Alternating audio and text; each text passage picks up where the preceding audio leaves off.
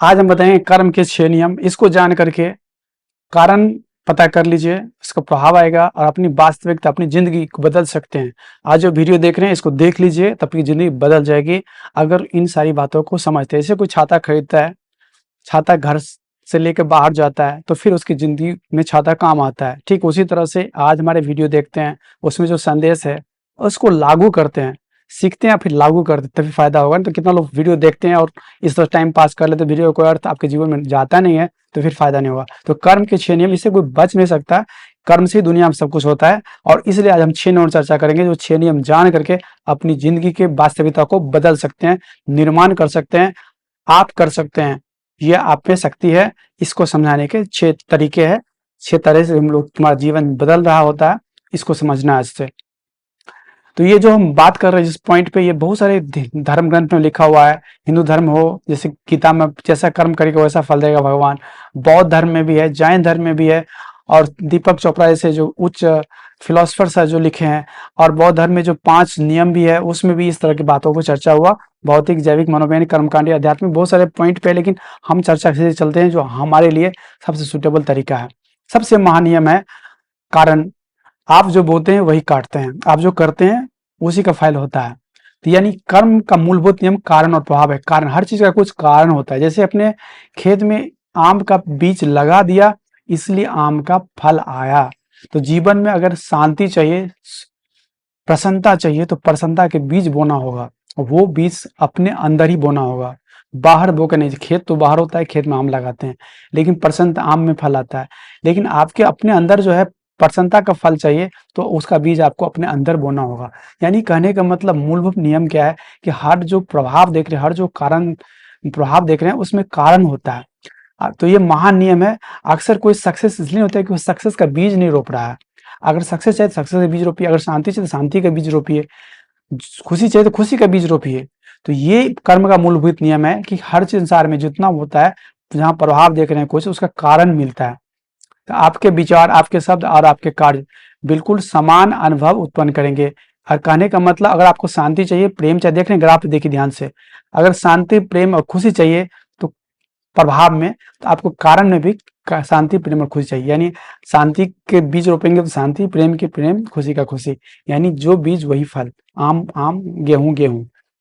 इसको ध्यान देना है। आपको जीवन में प्रेम चाहिए तो आपको प्रेम का स्रोत खुद बनना होगा, इसको ध्यान देना है।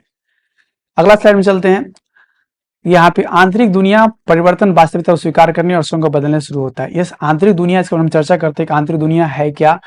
तो ये आंतरिक दुनिया आपके अंदर की दुनिया है। वास्तव बाहर जो आप चाहते हैं, जो आपको मन करता है ऐसे हो वैसे हो, दुनिया से वैसे हो, तो ये सब विनम्रता का नियम पहला है। अब विकास का नियम दूसरा है। विनम्रता का नियम ये कहता है कि आप आज का जो स्थिति है, जो आपका आज की स्थिति है, वो आप स्वीकार कीजिए, ये आप ही के कर्मों के कारण से हुआ है। आपके जो पास्ट एक्शन जो है प्रेजेंट रिजल्ट दिया है। कोई अगर डॉक्टर है तो डॉक्टर के लिए पढ़ाई किया है, कोई इंजीनियर तो इंजीनियर के लिए पढ़ाई किया है। यानी जिस लेवल का उसका पढ़ाई है उसी लेवल का वह इंजीनियर आज बना हुआ है। यानी आज जो भी कुछ मौजूद है वर्तमान में, उसके लिए उसी के पास्ट का एक्शन जिम्मेदार है। इसको विनम्रता का नियम कहता है। अगर आप हारे हुए हैं तो हार के जिम्मेदार आप है, अगर जीते हुए हैं तो जीत के जिम्मेदार आप है। इसको बोलता है विनम्रता। आपको स्वीकार कीजिए, एक्सेप्ट कीजिए, बिना दोष दिए वर्तमान को स्वीकार कीजिए। इससे क्या होगा कि आप जब एक्सेप्ट करते हैं कि आप ही उसका कारण है, अगर अच्छा है तो आप ही कारण है, बुरा है तो आप ही कारण है, तो इससे क्या होता है कि आपके अंदर एक बल पैदा होता है। अब यहाँ पे आता है उस बल का उपयोग, विकास का नियम। विकास का नियम कहता है बाहरी दुनिया को नहीं, स्वयं को बदले। अगर दुनिया में जो चीज आप देखना चाहता है वो चीज स्वयं में पहले बदले। महात्मा गांधी जी बोले थे कि जो दुनिया में देखना चाहते हो पहले खुद में बदलो। तो दूसरों को अपनी सुविधा बदलने का प्रयास व्यर्थ है। दुनिया में दूसरा क्या करेगा, कैसा आपको बोलेगा, ये आपके हाथ में नहीं है, और उस पर प्रयास करना आपका बेवकूफी है। इसलिए आपका नियंत्रण आपके ऊपर है। जब आप भीतर से बदलते हैं तो आपकी बाहरी दुनिया उसी के अनुरूप बदल जाती है। यानी अंदर से बदलिएगा तो बाहर खुद ब खुद बदल जाएगा। जैसे आपको दुनिया हर रंग को हरा रंग से देखना है तो अपने चश्मा को हरा पट्टी लगा लीजिए। और दुनिया का हर जगह पेंट करने जगह हरा तो कभी संभव नहीं है, लेकिन अपने आप के ऊपर हरे रंग की पट्टी लगा लेना आसान है, क्योंकि दुनिया को हरा देखना है कैसे भी। यानी दुनिया में जो बदलाव आप चाहते हैं पहले खुद के अंदर लाइए, क्योंकि खुद आपके अंदर में है और दुनिया आपके अंदर नहीं है। जो आपके अंदर है वही आप कर सकते हैं। इस बात को समझना बहुत है। विकास का नियम कहता है कि आपको विकास करना है तो आपको विकास अंदर में करना होगा, स्वयं के अंदर करना होगा, स्वयं के अंदर जाके करना होगा। तो इस बात को समझना है कि आपका दुनिया, बाहरी दुनिया जो भी दिख रहा है आपको, वो आपके आंतरिक दुनिया के कारण से होता है। आप जो सोचते हैं दिमाग में, फिर उसको आप कुछ बोलते हैं, नहीं भी बोल सकते हैं, खुद को जरूर बोलते हैं कि कैसे करना है। खुद से लोग हमेशा बातें करते रहते हैं, सेल्फ टॉक बोलते हैं, खुद से बात करना। उसके बाद उसको काम में लाते हैं, फिर आपकी दुनिया बदलती है। तो आप जो सोचते हैं वही बदल जाती, दुनिया हो रही है। भगवान बुद्ध भी कहते हैं ये बात, जो तुम सोचते हो तुम बनते जाते हो। इसलिए अगर कोई अच्छा बनना चाहते हो, अच्छा सोच होना चाहिए। विकास का नियम कहता है बाहरी दुनिया को नहीं, स्वयं को बदले। अभिनवता का नियम कहता है बिना दोष दिए वर्तमान को एक्सेप्ट करे। बाहरी दुनिया, आप अपने जीवन के निर्माता है, निष्क्रिय दर्शक नहीं। तो इसमें दो नियम यहाँ चलता है कि निर्माण का नियम। देखिए मकान का निर्माण आप ही कारण से होता है। अगर मकान कोई टेढ़ा बन रहा है, या मकान में कोई 2 मंजिल का 3 मंजिल है, या मकान कोई सीधा नहीं है, तो वो बनाने वाले की ही जिम्मेदारी है। इस बात को समझना है। जीवन आपके साथ नहीं, आपके माध्यम से होता है। यानी अगर मकान टेढ़ा बना या मकान गलत बना, तो इसमें आप जिम्मेदारी लेना पड़ेगा, आपको कहना पड़ेगा कि आपने निर्माण किया है। तो निर्माण का नियम कहता है आप अपनी वास्तविकता के सक्रिय भागीदार है। आपके जीवन में जो कुछ भी है वो आपके पिछले विकल्पों का सीधा परिणाम है। बदलाव लाने के लिए आपको सक्रिय बने रूप से उनका निर्माण करना होगा। नहीं, अपने जीवन के निर्माता आदमी खुद होता है। स्वयं का जो फ्यूचर, भविष्य या जो भाग्य बोलते हैं, उसका निर्माता आदमी खुद होता है, उसकी सोच होता है। तो निर्माण का नियम कहता है कि आप जो निर्माण करेंगे वही निर्माण होगा। इस बात को समझ लीजिए। मकान जो बनाएंगे, ईंटे के तो ईंटे के बनेगा, खरपतवार का खरपतवार का, कीचड़ का था कीचड़ का। जो बनाएंगे वो आपका हाथ में है। जिम्मेदारी का नियम है कहता है कि अगर इस बात को आप समझते हैं कि आप अपने जीवन के लिए जिम्मेदार है, तो आप अपनी ऊर्जा को अंदर लगाएंगे, क्योंकि आपको पता है कि आपका जीवन आप ही के कारण से हो रहा है, इसलिए आप उसमें एनर्जी लाएंगे। आप स्वयं को जवाबदेह मानते हैं, तो अपने जीवन में और समुदाय में कुछ गलत है तो उसके लिए अपनी भूमिका पर डिसाइड करें कि हम क्या कर रहे हैं, हमें क्या करना चाहिए।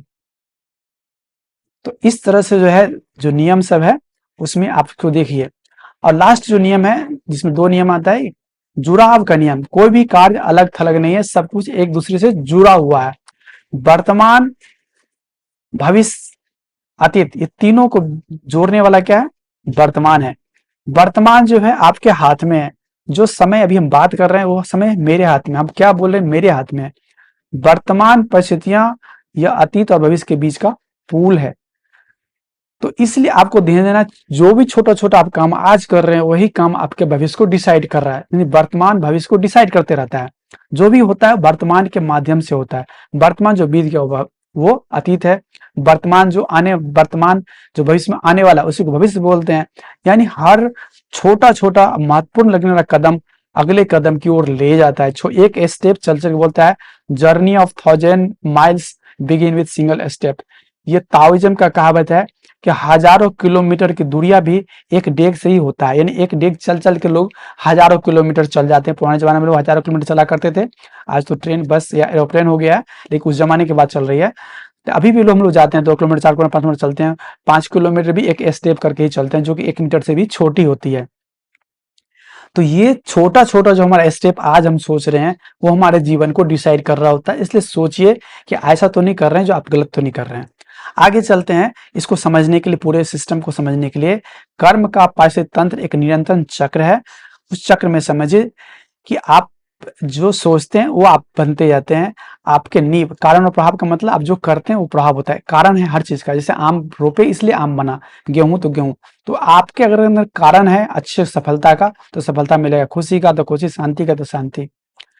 बाहरी जुड़ाव और निर्माण और जिम्मेदारी। देखिए निर्माण और जिम्मेदारी, स्वामित्व खुद आपके अंदर है। आप निर्माण कर रहे हैं अपने भविष्य का। इस बात को समझना है। यहीं पे लोग फेल कर रहे हैं। लोग दूसरे को समझते हैं कि दूसरा कोई कर रहा है हमारे लिए। आपके जीवन के लिए आप सबसे ज्यादा जिम्मेदार, इसको समझना है। आंतरिक जागरूकता, विनम्रता और विकास स्वीकार करें और आगे बढ़े। आंतरिक जागरूकता ये बहुत जरूरी है। नींव, महानियम, कारण और प्रभाव हो गया। जुड़ाव, सार्वभौमिक नेटवर्क क्या है, भविष्य, वर्तमान और भूत, बीता हुआ समय से जुड़ा हुआ होता है। तो आगे बढ़ते हैं इसमें समझने के लिए। ये समझना है, सबसे लास्ट स्लाइड हमारा है और इसमें आप सब समझ सकते हैं। जो लोग निष्क्रिय निषिद्ध दर्शक जो नहीं होना चाहिए। ऐसे दर्शक ये सक्रिय निर्माता। आप कौन सा बनना चाहते हैं, इसमें ये आपके जीवन को बदल रहा होता है, ये आपके जीवन को बदल नहीं रहा होता है। तो जो लोग जीवन में आगे बढ़ते हैं, जो बड़े बड़े साइंटिस्ट, बड़े बड़े जो लेखक है, बड़े बड़े जो भी जिसमें बड़े हैं, वो कहीं ना कहीं कार्मिक मानसिकता कुछ ना कुछ पॉइंट्स को जीवन में लगा रहे हैं।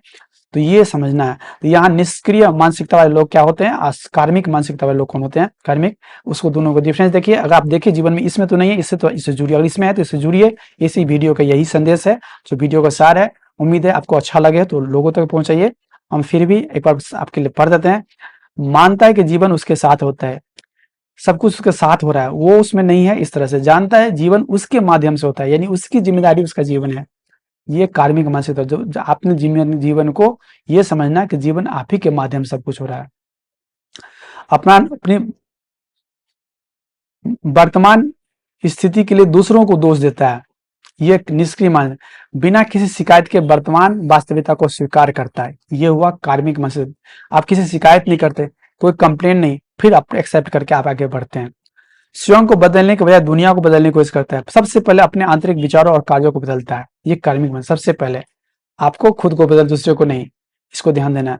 कार्यों को अलग थलग देता है, उनके प्रभाव को नजरअंदाज करता है, समझता हर एक छोटा कदम एक तरंग प्रभाव यानी रिपल इफेक्ट, एक काम से दूसरा काम आसान हो जाता है।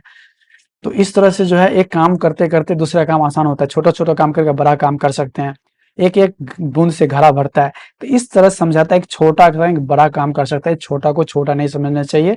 इस बात को समझते हुए एक छोटा छोटा स्टेप लेकर के अपने जीवन को जोड़ जोड़ के बनाता है, एक एक ईंट से मकान बनता है, ठीक उसी तरह से इसको समझता है। तो ये समझना है कारण और परिणाम, कर्म और फल, प्रोसेस और रिजल्ट। तो इसमें सबसे इंपॉर्टेंट प्रोसेस पे फोकस करता है, कर्म पे फोकस करता है। तो इस बात को इस वीडियो के माध्यम से बताया गया है। तो आज अगर इस वीडियो अच्छा लगे तो लोगों तक पहुंचाइए। जो भी लोग मानते हैं कि उसके जीवन में भाग्य उसका अच्छा है, तो कहीं ना कहीं उसका कर्म अच्छा रहता है। इसलिए धन्यवाद।